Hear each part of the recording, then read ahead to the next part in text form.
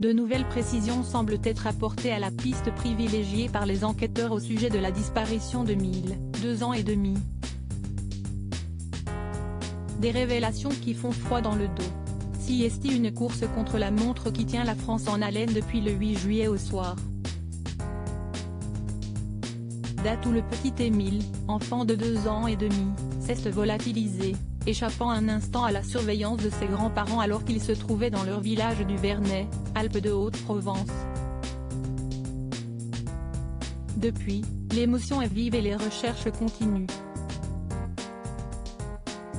Alors que grand nombre de questions commençaient à se faire sentir, notamment pour savoir dans quel lieu se trouve actuellement Émile, et comment il fait face à la déshydratation, les enquêteurs semblent avoir privilégié une piste impliquant un véhicule.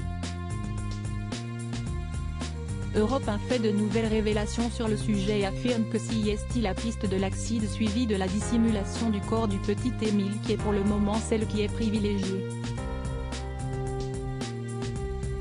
Nos confrères précisent néanmoins que, pour le moment, le parquet ne confirme aucune information. En effet, le procureur de la République continue d'affirmer qu'il ne privilégie aucune thèse jusque-là.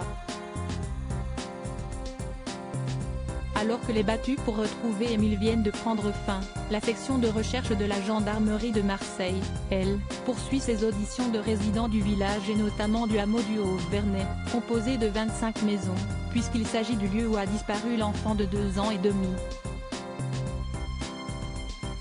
L'endroit est un petit hameau, situé tout en haut du village du Vernet. Il est traversé par une route qui s'enfonce en direction de la montagne vers une autre vallée.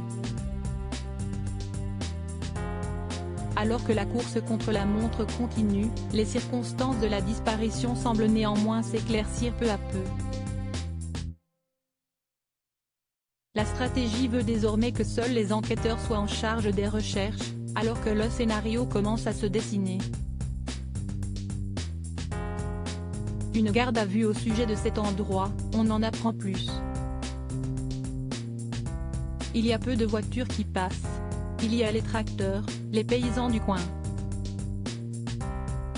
Il y a les habitants du Haut-Vernet qui montent, qui descendent, fait savoir un habitant. Un autre confie, moi, je ne crois pas que le petit est allé gambader tout seul.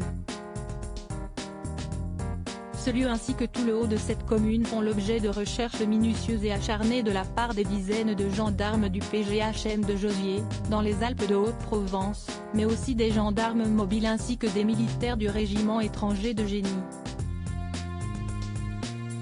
Tous sont à la recherche d'indices ou du corps du petit Émile, alors que la mère de l'enfant a diffusé à de multiples reprises un cri du cœur, un message vocal par haut-parleur.